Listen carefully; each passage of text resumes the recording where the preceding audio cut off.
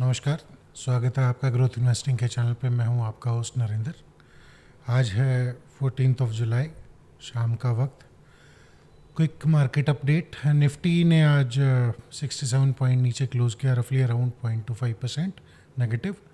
Next 50 surprisingly closed in green, so 320 points up, roughly around 5%. Mid cap again 0.6% up, which is 137 points, and small cap, it has got the maximum momentum so far, so it is 163 points up and close to 1%. Nifty 500 flattish, nothing. Advanced decline ratios except Nifty 50, everything, everywhere it was in good shape. Advances were higher and declines were lesser.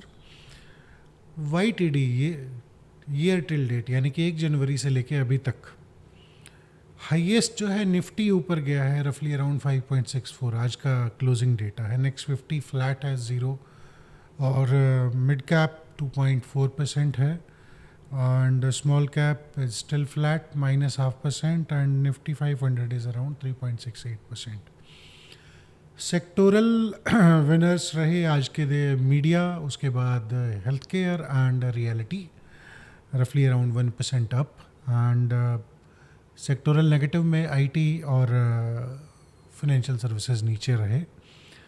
Top 3 gainer और loser में अगर हम बात करें, Nifty में आज Zomato, Titan और what you call ये विनर रहे। जियो फाइनेंस और Tekam and Wipro were losers, top losers, and in next 50 Bosch, Adani Greens as well as Torrent Pharma were gainer, whereas ABB, which is into capital goods, and Godrej Consumer Products, which is in FMCG, और DMart ये loser रहे।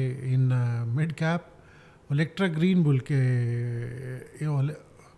Electra बोल के company है, which is Andhra based company, इसने और idea और Mankind और गेनर। और बीएससी जो काफ़ी दिन से लूजिंग स्ट्रीक पे था, रफली अराउंड 20% करेक्ट हो गया था, आज उसने ग्रीन में क्लोज किया around 4%। And on the loser side Berger paint, Cochin Shipyard और GVT&D, these were the losers. In small cap, suddenly we see that again a few stocks had been jumping and then they go silent.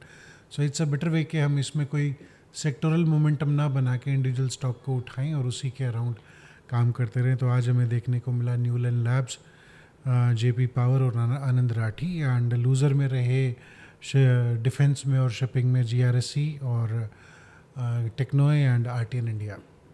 So and globally all indices were kind of flattish या थोड़े थोड़े नीचे down है। German डेक्स जो है 0.7% नीचे रहा, 160 point negative. Japan Nikkei kind of flat, Nifty की तरह 0.28% negative, and Hang Seng is positive. Hang Seng belongs to Hong Kong, Nikkei belongs to Japan, and German index is DAX. So we are picking up big economies, not the smaller one. On the news front, IT is under pressure. Guidance भी revise हो रहे हैं। HCL take का आज result आया, result बहुत ख़राब, और अकॉर्डिंगली गाइडेंस भी उसने रिवाइज़ की। TCS का भी ऐसे ही फ्लैटिश टू म्यूटेड रहा। बाकी IT कंपनीज़ के भी एक्सपेक्टेड है कि इसी तरह के रिजल्ट आएंगे, और आएंगे भी, बिकॉज US को पूरा ट्रंप ने हिला रखा है कि इस पर टैरिफ लगाएंगे, उस पर टैरिफ लगाएंगे। और इस तरह के माहौल में फर्दर कंपनीज़ जो हैं अपने इन्वेस्टमेंट्स को कमिट नहीं करती हैं, या कि जो लार्जर क्लाइंट हैं IT कंपनीज़ के, हमारी IT कंपनीज़ के, they are still in a wait and watch, and they will not commit investment either in IT or any other infra. So that's what the results are muted, and that's why ये जो guidances हैं ये नीचे की जा रही हैं। Another interesting news is income tax ने आज तकरीबन 200 लोकेशन पे रेड किया। मैं इसलिए इस न्यूज़ को ले रहा हूँ बिकॉज अभी इनकम टैक्स रिटर्न फाइल करने का टाइम है। तो ये जो रेड है, इसके सिम्टम क्या हैं और क्यों ये रेड हुई है, मींस तकरीबन ये जो 200 लोकेशन है, यहाँ पे ये कुछ लोग थे जो बोगस रिफंड क्लेम करने में हेल्प कर रहे थे टैक्स पेयर की, and they were approaching tax payer through private Telegram and private method of communication. So बहुत सारे लोग इसके शिकार हुए, और ये जो फॉल्स डिडक्शंस बन रहे थे वो एक तो पॉलिटिकल डोनेशंस, ट्यूशन फीस, और मेडिकल क्लेम्स के अंडर बन रहे थे, और रिफंड अमाउंट है रफली 1.01 लाख करोड़। रिफंड अमाउंट भी बहुत बड़ा है। एंड 1.38% या रफली 1.5% जो इनकम टैक्स, ये टैक्स कलेक्शन कम रहा, तो डिपार्टमेंट एग्रेसिवली इनको परस्यू कर रहा है। बट आपके लिए और मेरे लिए इम्पॉर्टेंट बात क्या है कि इस तरह के जो रिफंड्स हैं, क्लेम हैं, वो एक बार अच्छे लगते हैं, रिफ़ंड आप ले लोगे, बट कहीं ना कहीं घूम फिर के सिस्टम आजकल स्मार्ट और इंटेलिजेंट हो गया, वो कैप्चर कर ही लेता है। तो वो आज का थोड़ा सा आपका टैक्स रिफ़ंड, और ये फ्यूचर में एक नोटिस, और फिर वो भाग दौड़ और परेशानी। So be careful, don't fall into these traps, avoid छोटा लालच, focus on earning growth, focus on wealth creation. ये छोटा छोटा टैक्सेस आपके लिए खास इम्पैक्ट नहीं रखते हैं as a retail investor. Third important news है, हमारा delegation again headed by commerce secretary, हमारे चीफ नेगोशिएटर हैं अंडर राजेश अग्रवाल जी, ये फिर एक राउंड के लिए पहुंचे हैं। आज मंडे को स्टार्ट हुआ है यूएस में और थर्सडे तक क्लोज होगा। तो bilateral trade agreement with US, उसका प्रिपरेशन चालू हो गया है। टैरिफ वैरिफ के ऊपर कुछ अभी खास बात नहीं हुई है, शायद डील डिस्कशन में है, अनाउंस होगी नहीं होगी, बट कहीं ना कहीं पॉजिटिव साइन है कि हमारे ऊपर एटलीस्ट ट्रंप ने कोई चिट्ठी नहीं डाली है हमें, या हमारे ऊपर कोई टैरिफ शूट नहीं किया, जैसा कि कोरिया पे और यूरोप पे और ब्राज़ील पे उसने डाला।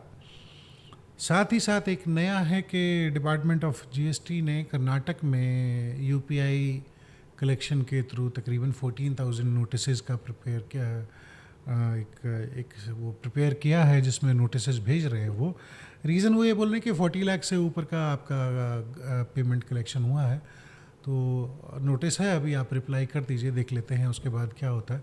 सो कहीं ना कहीं यूपीआई हैज़ बीन फंडामेंटल एक शिफ्ट आ गया है, जहाँ पे transactions can be tracked and your tax slippage can be plugged in. अगर कोई सही आदमी है तो ठीक है, उसका एक लिमिटेड सा टैक्स लाइबिलिटी बनेगा, वो पे करेगा और चला जाएगा। ज़ीरो से तो अच्छा है, कहीं ना कहीं टैक्स होगा तो कंट्री में भी काम भी आएगा।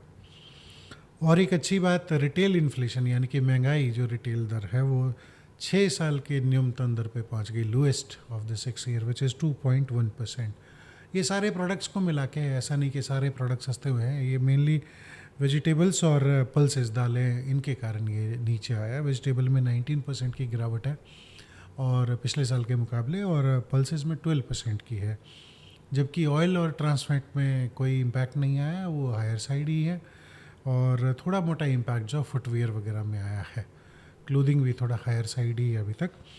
तो रिटेल जो हमारी इन्फ्लेशन है, आरबीआई का एक एस्टीमेट है कि 2026 FY 2006 यानी कि अप्रैल से लेके अगले मार्च तक 3.7% होगी। तो हमारे लिए अच्छा है कि महंगाई कम होगी तो डिस्पोजेबल इनकम हाथ में आ जाती है। डिस्पोजेबल इनकम होती है तो अपने लिए या तो हम कुछ इन्वेस्टमेंट करते हैं, या घर के कुछ डिस्क्रिशनरी स्पेंड करते हैं, फैमिली के साथ कहीं ट्रिप पे जाएंगे जो लॉन्ग होल्ड हो सकता है।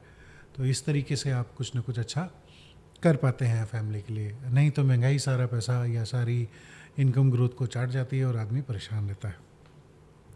साथ ही साथ ऑन जियो पोलिटिकल फ्रंट एक अच्छी न्यूज़, हमारे foreign minister Shri S Jaishankar जो है चाइना में पहुंचे हुए हैं। शंघाई कोऑपरेशन ऑर्गेनाइजेशन में वो हिस्सा लेने पहुंचे। कुछ दिन पहले डिफेंस मिनिस्टर में की जो कॉन्क्लेव हुई थी, उसमें हमारे डिफेंस मिनिस्टर राजनाथ जी वहाँ गए थे।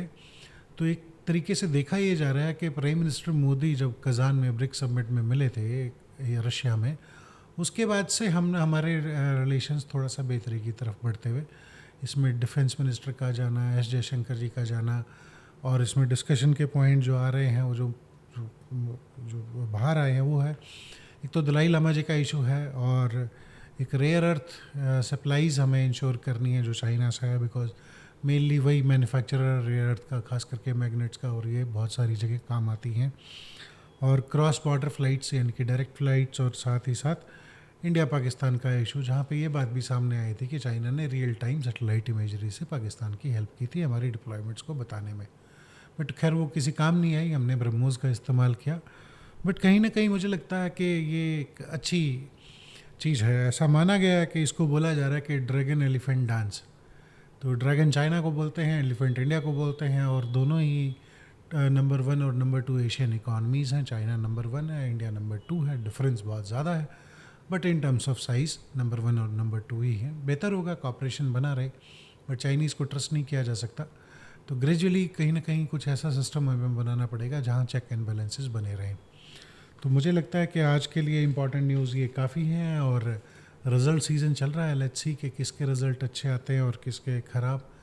ये क्वार्टर ज़्यादातर हल्का ही जाता है, तो मेरी एक्सपेक्टेशन ये है कि सितंबर क्वार्टर ऑनवर्ड्स हमें कहीं ना कहीं कोई ट्रेंड देखने को मिल जाएगा, और उसी ट्रेंड के बेसिस पे हम अपने जो इन्वेस्टमेंट की जो इंक्रीमेंटल वैल्यू वो बढ़ाना शुरू करेंगे. So far it's a wait and watch, and let's see what best it can happen to India. And thanks for subscription, thanks for watching, thank you so much.